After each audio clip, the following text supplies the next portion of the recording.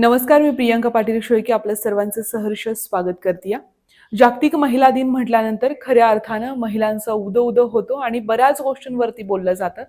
मात्र खऱ्या अर्थानं आपण त्यांच्यासाठी काय करतो? 365 दिवस हा जागतिक महिला दिन असला पाहिजे. कारण ती आपल्यासाठी राबत असते, ती आपल्यासाठी झिजत असते, ती संसार उभा करत असते आणि तिच्या पाठीशी उभं राहणं फार महत्वाचं आहे. मात्र कधी कधी काहींच्या नशिबी असं दुःख येतं की तिच्याशी पाठीमागं उभं राहणारं कोणीच नसतं आणि ती महिला समाजात एकल म्हणून वावरत असते. अशाच एकल महिलांसाठी महाराष्ट्रभर काम करणारं साऊ एकल महिला समिती याच्या प्रतिमा हेरम कुलकर्णी माझ्यासोबत आहेत. त्यांच्यासोबत चर्चा करणार आहोत. जागतिक महिला दिनाच्या अनुषंगानं एकल महिलांचं काम कसं सुरू आहे आणि खऱ्या अर्थानं त्यांना काय गरज आहे. तर सर्वप्रथम आपल्याला जागतिक महिला दिनाच्या खूप खूप धन्यवाद. शुभेच्छा आहेत. साऊचं काम महाराष्ट्रभर जास्त आहे. या कामाची सुरुवात कशी झाली आणि काय सांगाल, कुठपर्यंत आलंय हे काम? ह्या कामाची सुरुवात मी कोरोनापासून केली. कोरोना सुरू झाला, अनेक मृत्यू होत होते आणि मृत्यू होत असतानाच अनेक संस्था असतील, व्यक्तिगत पातळीवर अनेक लोक असतील मदतीला येत होती. एकदा स्नेहादाईच्या मार्फत आम्हाला फोन आला की दिल्लीची एक संस्था आहे आणि त्या संस्थेला ह्या कोरोनामध्ये त्यांचे पती गेलेत, त्या महिलांना, त्या विधवा महिलांना आम्हाला मदत करायची आहे, 30,000 रुपये प्रत्येकी. आणि हे फॉर्म भरून घ्यायचे होते. ते फॉर्म भरून घेत असताना ते खूप अवघड होतं संपर्क करणं आणि आम्ही तालुक्यातल्या जवळजवळ 100पेक्षा जास्त आम्ही त्या महिलांचे फॉर्म भरून घेतले. आणि जेव्हा कोरोना संपला तेव्हा त्या संस्थेने आम्हाला सांगितलं की आम्ही हे अकाउंट नंबर तुम्ही दिले, ऑनलाईन सगळं झालं, आपलं पैसे पण सबमिट झाले, पण आता आम्हाला ऑफलाईन पद्धतीने त्यांचे डॉक्युमेंट्स, रेशन कार्ड असेल, आधार कार्ड असेल, पासबुक झेरॉक्स, हे सगळं आम्हाला हवंय मॅन्युअली. आणि मग त्या महिला जेव्हा आमच्याकडे घरी यायच्या, आम्हाला जेव्हा ऑफिस नव्हतं किंवा साऊचं कामही तेव्हा सुरू झालं नव्हतं, मग त्या महिला त्यामधली 100 पैकी 67 महिलांना ते पैसे मंजूर झाले, 30,000 रुपये. आणि ते कागदपत्र द्यायला माझ्याकडे घरी महिला यायच्या आणि हेरंब सरांसोबत माझ्यासोबत त्या बोलायच्या. तेव्हा असं चित्र स्पष्ट झालं की ह्या तरुण मुली आहेत, एकतर ह्या विधवा मुली तरुण आहेत, शिक्षणाचं प्रमाण कमी आहे, नवऱ्याचं कर्ज आहे, शिवाय कोरोनामध्ये नवरा आजारी असताना उसनवारीवर पैसे घेतलेले आहेत ह्यांनी नातेवाईकांकडनं, बँका आणि पतसंस्थांची कर्ज आहेत आणि ह्या पुढं कशा करणार, ह्या मुली कशा उभ्या राहणार, हा प्रश्न डोळ्यासमोर आमच्या आला. आणि तिथून पुढं आम्ही कोरोना एकल पुनर्वसन समिती म्हणून असं काम सुरू केलं. पण मग कोरोनातल्या विधवांसोबत आम्ही काम करत असताना असं दिसलं की ज्याप्रमाणे कोरोनाने त्यांच्यावरती संकट आणलंय, त्या विधवा झाल्या, तशा दारूमुळेही अनेक पुरुषांचा मृत्यू झालेला आहे, अपघाताने झालेला आहे, शेतकरी आत्महत्या आहेत, इतर कारणांनीही अनेक महिला एकल होत आहेत. मग त्यांच्यासोबत सुद्धा आपण काम केलं पाहिजे गांभीर्याने. आणि मग आम्ही साऊ एकल महिला समिती, सावित्रीबाईंच्या प्रेरणेतून हे काम उभं राहिलं म्हणून साऊ एकल महिला समिती असं काम सुरू झालं. सर हेरंब सर महाराष्ट्रभर काम पाहतायत आणि मी अकोले तालुक्यामध्ये काम पाहते आहे. आपल्या साऊच्या माध्यमातून महिलांना कसं सहकार्य मिळतं? कुठल्या ज्या सेवा असतील, सुविधा असतील त्या पुरवल्या जातात? सगळ्यात अगोदर आमच्याकडे वैयक्तिक स्वतः कार्यकर्ता म्हणून ह्या महिलांना द्यायला काहीच नव्हतं. मग आम्ही शोध घेतला की शासकीय योजना कोणत्या आहेत. त्याच्यात प्रामुख्याने आम्हाला असं दिसलं की बालसंगोपन ही योजना ह्या महिलांसाठी खूप उपयुक्त आहे. कारण दर महिन्याला ह्या महिलांसाठी पूर्वी 400 रुपये महिना मिळायचा, नंतर मग 1100 झाला. आणि शासन लेवलला तिथं आम्ही अनेक मीटिंग्स केल्या, मंत्री महोदय असतील, शासकीय अधिकारी असतील, आणि त्या 1100 रुपयाचे 2250 रुपये झाले. आणि ह्या मुलांना दर महिना 2250 रुपये ही योजना महत्त्वाची वाटली. संजय गांधी असतील योजना असतील, बचत गटाच्या योजना असतील, ह्यामध्ये आम्ही त्या महिलांना इन्क्लूड करत गेलो. त्यांच्या कागदपत्रांना अनेक महिला अशा आहेत की त्यांचं रेशन कार्डमध्ये नाव नाही आहे, सासरी नाही आहे, माहेरी कमी केले त्यांना माहीत नाही आहे, कागदपत्रांचे प्रश्न आहेत, त्यांच्या मालमत्तेचे प्रश्न आहेत, त्यांना फक्त मजुरी, कमी शिकल्यामुळे त्या मजुरीच करतायत, तर स्वयंरोजगार त्यांना काय करता येईल, आपल्याला रोजगार निर्मिती काय अशा अनेक प्रश्न आहेत त्यांच्या. प्रामुख्याने ह्या महिलांचे तर प्रश्न आहेच आहेत, कमी शिक्षणामुळे, मालमत्तेचे असतील, कागदपत्रांचे असतील, इतर असतील. सगळ्यात मोठा प्रश्न आता मला असा दिसतोय की त्यांच्या मुलांचाही पुढं करिअर कसं करायचं. म्हणजे यांची आर्थिक परिस्थिती अतिशय खालावलेली आहे या महिलांची. आणि शहरामध्ये मुलं मुली पाठवायचं म्हणलं तर त्यांच्याकडे मोठा प्रश्न आहे तो आर्थिकदृष्ट्या. हे प्रश्न आहेत त्यांच्याकडे. प्रतिमाताई, महत्वाच्या मुद्द्याकडे यायचंय. तुम्ही साऊथचं काम गेल्या 5 वर्षापासून करतात, त्या आधी काळाहून झालं असेल. महाराष्ट्रभर काम चालू आहे. मात्र साऊनं काम हाती घेतल्यापासून काय बदल झालेत एकल महिलांच्या बाबतीतले, समाजातले, किंवा त्यांचं स्वतःचं वैयक्तिक स्थैर्य कसं निर्माण झालं, त्याबद्दल एक काय सांगा? मी थोडक्यात असं सांगते, शासकीय पातळीवर जेव्हा आम्ही काम केलं तेव्हा ही बालसंगोपन जी योजना होती 1100 रुपयावरून 2100 रुपयापर्यंत आम्ही नेली. दुसरीकडे वात्सल्य समिती जी आहे तालुका स्तरावरती, ती स्थापन करण्यामध्ये साऊ एकल महिला समितीचा खूप मोठा वाटा आहे.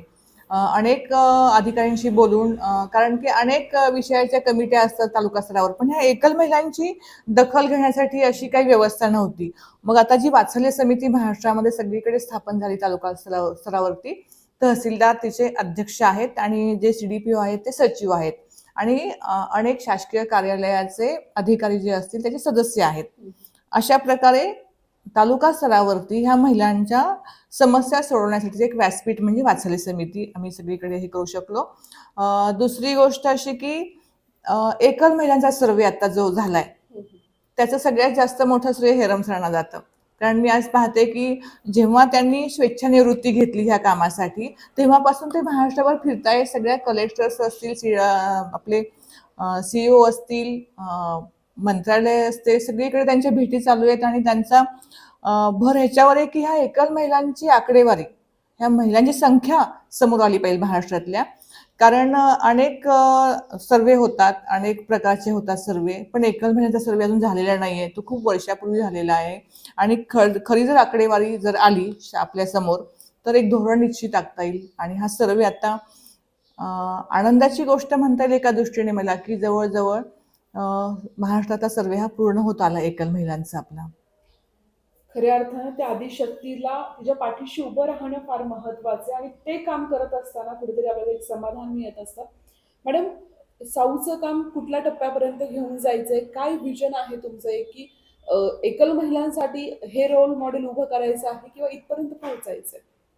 आता मी कालचंच उदाहरण सांगते. माझ्याकडे एक 25 वर्षाची मुलगी, तरुण मुलगी अगदी, तिला मुलगीच म्हणेल, तिला मी एकल महिला म्हणूच शकत नाही कारण अतिशय कमी वयात तिच्या वाट्याला हे विधवा पण आलं होतं. अगदी 3रीला असताना तिचा मुलगा तिच्यासोबत होता आणि त्या मुलीने अक्षरशः कुंकूही नव्हतं लावलं, अगदी गळ्यात काहीच नव्हतं घातलं, अगदी साधं हे होतं. तिथपासून त्या महिलेला अगदी विधवा रूढी परंपरांना छेद देऊन ते तिथून बाहेर पडणं, घराच्या बाहेर स्वाभिमानाने, यापासून आपल्याला काम करावं लागतंय आणि करत आहोत. आम्ही दरवर्षी हळदी कुंकू घेतोय संक्रांतीला ह्या महिलांसाठी. खेडेगावात आजही विधवा झालेल्या महिलेनं, विधवा शब्द मला थोडासा हेच वाटतं म्हणून मी एकल शब्द वापरते, त्या महिलेनं हिरवी साडी नेसायची नाहीये, मेकअप करायचं नाही, आवरायचं नाहीये, छान मस्तपैकी तिने मोठ्याने हसायचं पण नाही, हे अजून आहे गावागावामध्ये पाहते मी. तर हे चित्र आपल्याला बदलावं लागेल विधवा रूढी परंपरांचं आणि तिला स्वतःच्या पायावर उभं करणं हे सध्या आव्हान आहे. त्यासाठी तालुक्यामध्ये आता आम्ही जो सर्वे तालुक्यातला आहे, अकोला तालुक्यातला, 8,000पेक्षा जास्त एकल महिलांमध्ये कोण कोण येतं? विधवा येतात, परित्यक्ता येतात आणि घटस्फोटिता येतात आणि कुमारिका येतात. ज्यांनी 35 नंतर लग्न केलेलं नाही त्या कुमारिका, अशांचा सर्वे झाला. 8,000पेक्षाही जास्त संख्या अकोल्यामध्ये आहे. मॅडम, साऊच्या माध्यमातून रोजगारासाठी काय मॉडेल उभं केलेलं आहे? किती रोजगार उभे राहिलेत? कारण सगळ्यात महत्वाचं असतं ते म्हणजे आर्थिक बाजू, तर तशी कशी कामं उभी राहिली आहेत? ह्या महिलांचं मगाशी सांगितलं की शिक्षण कमी आहे, त्याच्यामुळे मजुरीशिवाय त्यांना पर्याय नाही आहे. तरी पण मजुरी म्हटलं की त्या महिला आजारी पडणार, वयाची मर्यादा असणार, गुडघेदुखी असेल, कंबरदुखी असेल आणि ॲनिमियाचं प्रमाण जास्त आहे. त्याच्यामुळे ह्या महिलांना स्वयंरोजगाराच्या दिशेनं नेणं हे मला खूप आव्हानात्मक वाटतं. त्या दृष्टीने साऊची वाटचाल चालू आहे. माझे एक काका आहेत, ते मला मदत करतात, आर्थिक मदत करतात मला ते. तर आता साऊ समितीने अकोल्याच्या 42पेक्षा जास्त उद्योग व्यवसायाला मदत केलेली आहे. आता फॉर एक्झाम्पल आपण असं म्हटलं की ही फुलं आहेत, ही कागदी फुलं आहेत, कापडी फुलं आणि कागदी फुलं आहेत. तर आमच्या वैशालीताई ज्या आहेत त्या कागदी फुलांचा पर्यावरणपूरक बुके करतात, त्याची विक्री करतात. दुसरा ब्युटी पार्लर्स दोघी ताईंची आहेत, आमच्या ब्युटी पार्लर चांगलं चालवतात त्या. कोंबडी पालन, गोपालन ह्याच्यासोबतच एक ताई होत्या, आता मध्ये आल्या होत्या, त्या लक्ष्मी म्हणजे केरसुणी झाडणी विकायच्या. त्या झाडणी विकायच्या, तर त्यांना मग आम्ही काय सांगितलं, त्याच्यासोबत टोपल्या पण ठेवा तुम्ही विकायला वेगवेगळ्या प्रकारच्या. मग त्यांनी तो व्यवसाय सुरू केला. दुसरं आमच्याकडे एक ताई होत्या, त्या भाजी विक्री करायच्या. त्या भाजी विकायला खाली बसायच्या, तर त्यांना म्हटलं मग तुम्हाला आम्ही भाजी गाडी देतो, म्हणजे थोडंसं वर बसता येईल पावसाळ्यामध्ये, पायाला मुंग्या येणार नाहीत, ओल जाणवणार नाही. मग अशा पद्धतीने 42 व्यवसाय आमचे सुरू आहेत. काही त्याच्यामध्ये काही महिलांचे व्यवसाय पूर्वी सुरू होते, त्यांना आम्ही आर्थिक मदत केली, आणि काहींनी मात्र नव्याने सुरू केलेले आहेत, असं आहे त्याच्यामध्ये. जागतिक महिला दिनानिमित्त आपण चर्चा करतोय. एकल महिला ज्या आहेत त्यांना काय संदेश द्याल, जाता जाता काय सांगाल? त्यांना संदेश देण्यापेक्षा मला असं वाटतं त्यांच्याकडनं खूप मला शिकायला मिळाले. कारण आपण पेपरमध्ये दरवेळेस बातम्या पाहतो की शेतकऱ्याने आत्महत्या केली, पण अजूनपर्यंत माझ्या असं वाचनात नाही आलं की त्या महिलेनं आत्महत्या केली, एखाद्या आईनं आत्महत्या केली आहे. ह्यांचं जीवन म्हणजे एक संघर्ष, एक लढा आहे, आणि ह्यांच्या जीवनात आनंद यावा, त्यांनी त्यांच्या पायावर उभं राहावं, त्यांची मुलं चांगली घडावी, एवढंच वाटतं मला. खऱ्या अर्थानं प्रतिमाताईंचा कंठ दाखवून येतोय, कारण की रोज त्यांच्या समोर या महिलांच्या वेदनात, या महिलांचं दुःख आहे, आणि हे सगळं काही थांबलं पाहिजे. त्याच्यामुळे साऊ काम करते. साऊचे हात बळकट करूयात आणि जागतिक महिला दिनाच्या शुभेच्छा तुम्हाला सर्वांना देऊयात.